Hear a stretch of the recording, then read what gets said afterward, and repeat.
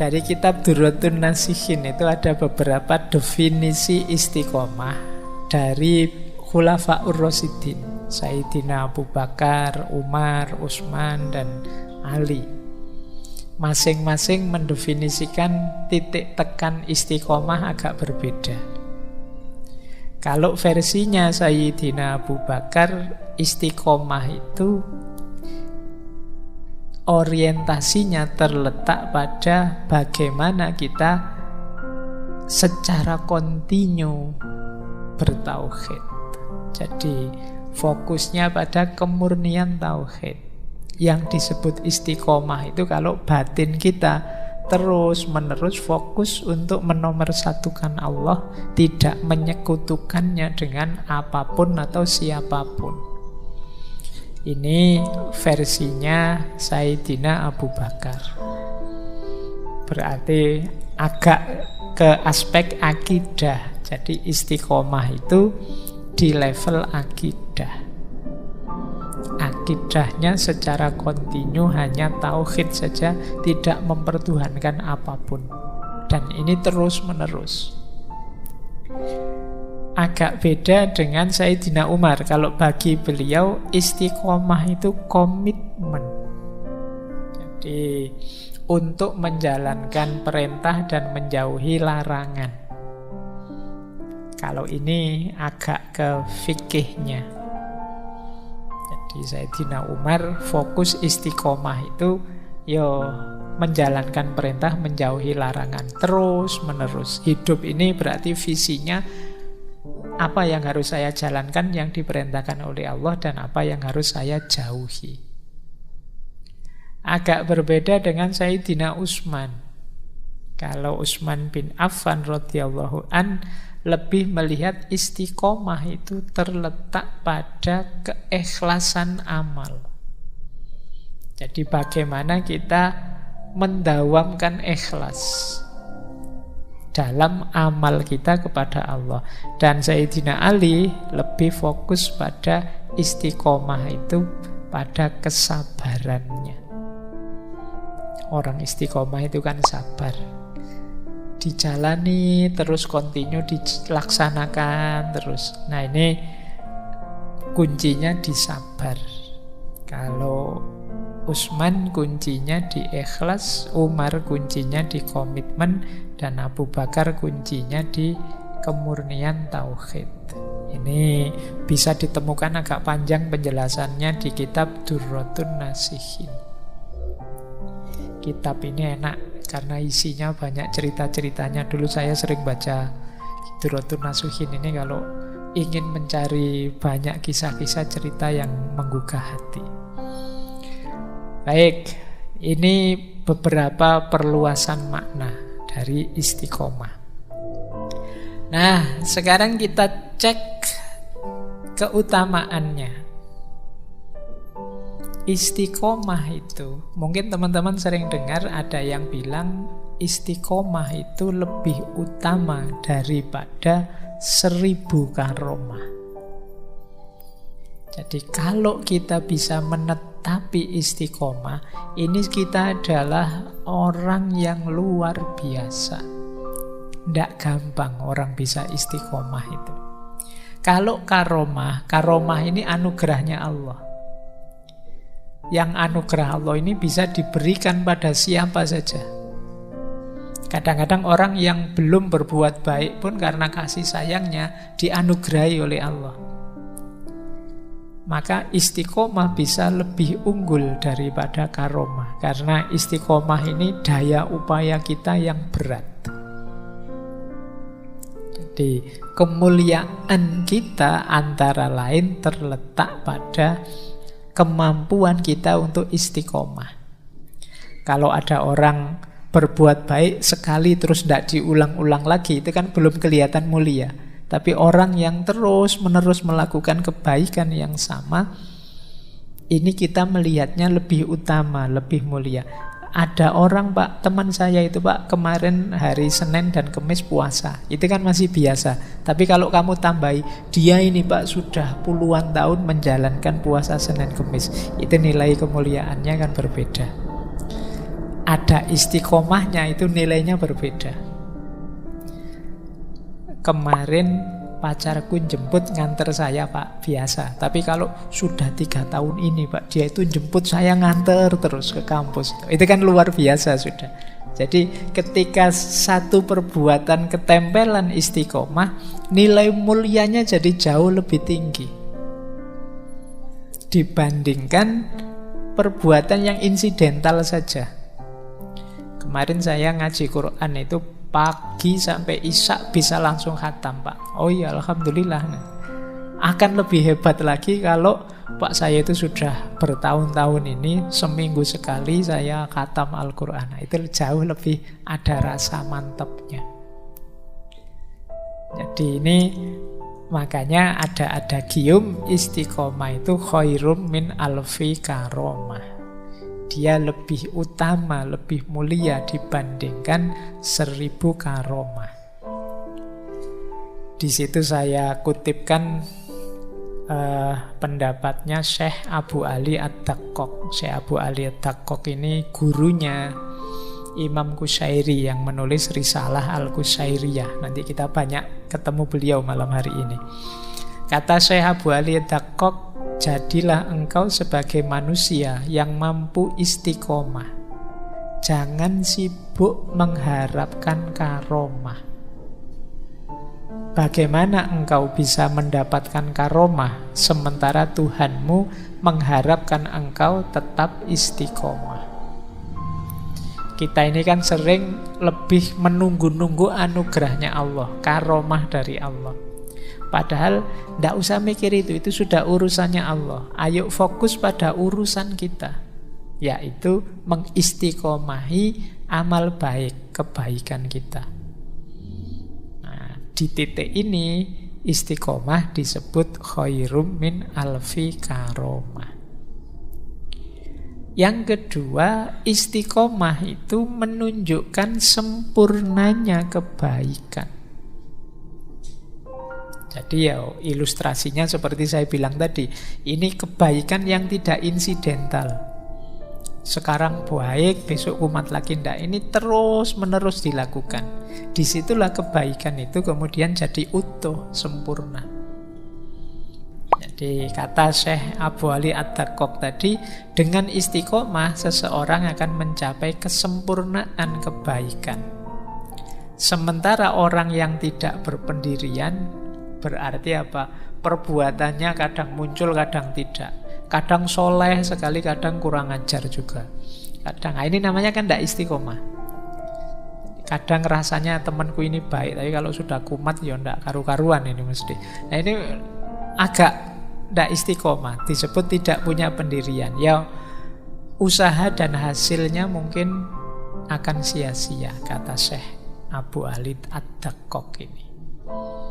Jadi justru kemantapan perbuatan itu terletak ketika kita mampu istiqomah. Disitulah kebaikan kita jadi utuh, jadi sempurna. Berarti kita memang sungguh-sungguh ingin melakukan kebaikan. Kalau hanya sekali terus selesai, apalagi pas banyak orang, yaitu mungkin namanya bukan istiqomah tapi pencitraan. Ada orang atau tidak ada orang, situasinya apapun diulang-ulang, terus dilanjutkan. Nah ini namanya istiqomah. Maka dia disebut penyempurna kebaikan. Selain lebih utama dari 1000 karomah, ternyata istiqomah ini jadi jalan sempurnanya kebaikan. Baik, saya lanjutkan. Nah, ini buahnya. Saya ambil lagi dari beberapa ayat biar kamu percaya bahwa saya tidak ngarang. Buahnya istiqomah apa? Jangan khawatir, dijanjikan oleh Al-Quran kalau kita mampu istiqomah, aneka anugerah akan diberikan oleh Allah pada kita. Jadi misalnya dari surat Al-Jin ayat 16 itu, wa allawistaqomu alat tariqati la asqainahum ma'an ghadaqo. Dan jika seandainya kalian bisa istiqomah atas jalan yang lurus, kata Allah, la asqainahum ma'an ghadaqo. Jadi sungguh kami akan mencurahkan pada kalian ma'an ghadaqo. Ma'an ghadaqo itu air segar. Jadi ini isyarat bagi anugerah yang menyegarkan hidup kita, menggembirakan kita. Jadi kalau teman-teman mungkin sedang sumpek hatinya, merasa banyak masalah, mencari jalan keluarnya susah, butuh kesegaran dalam hidup, istiqomahi kebaikan-kebaikan yang memang bisa kita jalankan. Ini bisa jadi jalan hadirnya anugerah Allah. Jadi kalau kita mampu mengistiqomahi sesuatu, nanti Allah akan memberikan anugerahnya. Pak, saya mengistiqomahkan setiap habis subuh saya nulis, Pak. Yo tidak ketang, tidak ketang itu. Orang ketang maksudnya. Ya meskipun hanya 1-2 halaman, pokoknya saya istiqomahi nulis. Itu nanti kalian akan ketemu panennya di belakang dari istiqomahmu nulis. Apapun yang kamu istiqomahin nanti mesti ada panennya di belakang. Ini anugerah-anugerah dari Allah. Saya mengistiqomahkan kalau sore baca, Pak. Nah, ini anugerah Allah. Tapi tadi ya rumusnya kebenaran dan kebaikan. Tidak sekedar, Pak, saya itu sekarang kalau mau tidur pasti baca WA misalnya. Enggak itu. Enggak ada hubungannya dengan ini. Jadi kamu, ini kan juga istiqomah, Pak. Iya, tapi ranahnya bukan itu yang dimaksud. Jadi istiqomah dalam kebenaran kebaikan agama. Oke, kan sekarang kita akrab sekali kan dengan HP itu. Mau tidur yo buka HP. Bangun tidur tangannya nyari-nyari kemana yo HP yang dicari lagi. Nggak tidur-tidur sebelum HP-nya dibunyikan sampai tertidur. Nah, cuma ini tidak termasuk kategori istiqomah. Jadi istiqomah itu ya, Pak, saya buka HP, Pak, tapi ngaji loh, Pak, saya sebelum tidur ngaji dulu, ngajinya lewat HP ya. Kalau ini enggak apa-apa, cuma saya enggak percaya. Oke. Terus yang kedua, jangan lupa ada ayat yang secara tegas menyatakan istiqomah itu membuahkan ketenangan. Innalladzina qalu rabbunallah tsumastaqamu fala khaufun 'alaihim wala hum yahzanun. Sesungguhnya orang-orang yang berkata Allah Tuhan kami, kemudian mereka beristiqomah, maka tidak ada rasa takut dan rasa sedih dalam diri mereka. Ini bisa dibalik memahaminya. Kalau kita masih banyak gelisah, banyak ketakutan, banyak kesedihan, jangan-jangan kita ini tidak punya andalan kebaikan yang kita istiqomahi. Tidak ada amal yang secara mantap kita lakukan dan kita konsisteni, sehingga hidup kita sering gelisah. Wong batin kita sendiri memang tidak mantap. Orang yang mampu beristiqomah itu segala galau, segala gelisah dalam batinnya akan tergusur. Ini janjinya Al-Quran. Nah, makanya tadi saya minta ayo dipilih ini. Amal, kesunahan dan lain sebagainya itu banyak sekali. Pilihlah yang kita mampu untuk kita istiqomahi. Kalau dalam tradisi agama India ada istilah sakti. Sakti itu kalau kita melakukan semedi tertentu, ya mengistiqomahi aktivitas batin tertentu, dia akan jadi kesaktian kita. Jadi daya yang luar biasa. Bahkan ada yogi-yogi India itu yang mungkin teman-teman sering dengar ceritanya, yang melakukan aktivitas tertentu yang dia jadi luar biasa karena itu. Pernah saya baca itu ada yang mengangkat tangan saja sampai puluhan tahun. Gini terus ngangkat tangan. Dan dia ampuh gara-gara itu. Jadi semedinya ngangkat tangan. Ada yang kepala di bawah. Ada yang mungkin teman-teman sering lihat gerakan-gerakan yoga. Itu ada yang mengistiqomahkan gerakan tertentu. Dan muncul saktinya dari situ. Makanya nenek moyang kita dulu kan terkenal dengan konsep-konsep semacam ini. Meskipun sekarang mungkin sudah lenyap khazanah-khazanah semacam ini. Kamu tidak betah tirakat. Jadi padahal luar biasa. Al-Quran menyebut la khaufun alaihim walahum yahzanun. Orang itu yang secara kontinu melakukan kebaikan, mengistiqomahi amal baik tertentu, orang ini akan tenang hidupnya.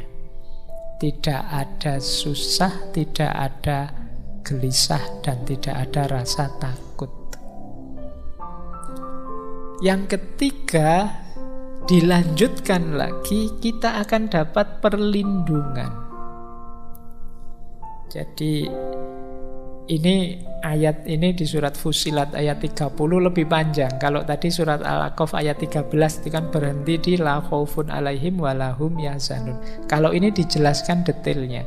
Innalladzina qalu rabbunallah tsumastaqamu tatanazzalu alaihimul malaikah alla takhafu wala tahzanu wa absyiru bil jannah allati kuntum tu'adun. Jadi ini maknanya sama. Ketika kita beriman pada Allah kemudian istiqomah, kalau di sini malaikat turun pada mereka dan menyatakan pada orang-orang yang istiqomah ini la takhafu wa la tahzanu. Jangan takut, jangan sedih. Kami bersama kalian. Nah, ini menarik kalau teman-teman, saya itu pernah baca tulisannya Hamka. Beliau ini kan pernah di penjara. Beliau ketika menafsirkan surat Fussilat ini, beliau menceritakan pengalaman beliau di penjara. Jadi beliau ini merasa di penjara itu tidak sendirian. Jadi rasanya selalu ada yang menemani. Yang di situ kan nanti beliau menulis tafsir Al-Azhar itu. Jadi dan beliau kaitkan dengan ayat ini. Jangan-jangan memang orang itu yang mengistiqomai kebaikan memang oleh Allah dibersamai oleh malaikat. Tatanazzalu alaihimul malaikah. Yang menyatakan la takhafu wa la tahzanu. Kamu jangan takut, jangan sedih. Nah, berarti kita dapat perlindungan langsung dari Allah. Baik, ini jadi buahnya istiqomah. Yang pertama, kita jadi tenang, kita jadi terlindungi, dan ada banyak anugerah dalam hidup kita. Kenapa sih Al-Quran menyebut ini semua? Karena Allah tahu kalian itu kalau tidak diiming-imingi begini tidak gerak. Jadi kalau cuma dibilang istiqomah saja nanti akan mendapatkan ridhonya Allah, itu mungkin kalian tidak terlalu tertarik. Tapi kalau kamu bisa sakti loh, wah kamu bisa dilindungi malaikat loh, wah, kamu kan tertarik, terdorong ke situ. Jadi Allah sangat paham psikologinya manusia, makanya amal baik itu selalu diinformasikan plus pahalanya nanti apa, nanti dapatnya apa, dan seterusnya. Itu manusia itu memang cenderung begitu, negosiasi. Ya mau sih saya melakukan, tapi saya dapat apa? Itu kalau bahasa kasarnya kan wani piro. Saya mau melakukan kebaikan ini tapi dapat apa? Dan insya Allah memang akan diberikan oleh Allah. Meskipun mungkin bagi Allah target utamanya tidak di situ. Target utamanya justru di kebaikanmu. Karena begitu kamu jadi orang baik, ya karaktermu nanti terbentuk baik. Lama-lama kalau kamu istiqomahi, tawaran-tawaran menggiurkan tadi mungkin sudah tidak terlalu jadi perhatianmu. Kalau karaktermu memang sudah jadi orang baik. Tapi ya di level-level awal oleh Allah ya diiming-imingi dengan berbagai macam pahala dan anugerah. Ketika semakin kita mendalam nanti sampai level hikmah, mungkin pahala dan anugerah ini mungkin tidak jadi fokus kita lagi sudah. Begitu kita paham misalnya betapa dalamnya makna berjamaah itu misalnya, mungkin iming-iming 27 derajat itu mungkin tidak terlalu jadi fokus kita lagi. Diiming-imingi pahala itu kan karena kita kalau tidak begitu ya tidak berangkat ke masjid. Wong sudah begitu saja ya, kamu masih males ke masjid.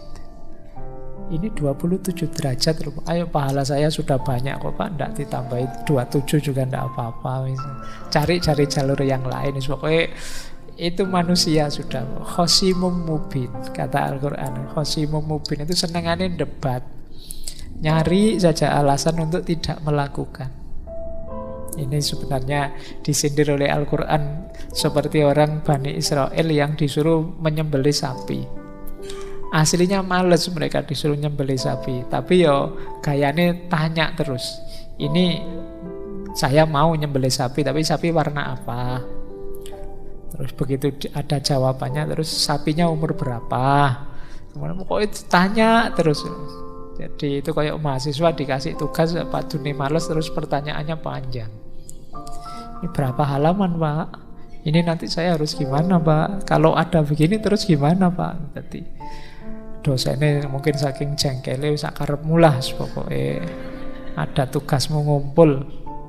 Nah itu manusia khosimum mubin. Maka istiqomah pun oleh Allah, istiqomah itu sebenarnya penting sekali untuk kita. Cuma kalau tidak diiming-imingi dengan balasan seperti ini, kita tidak bergerak menuju istiqomah. Padahal ini untuk kepentingan kita. Nanti kita lihat ada banyak manfaatnya istiqomah.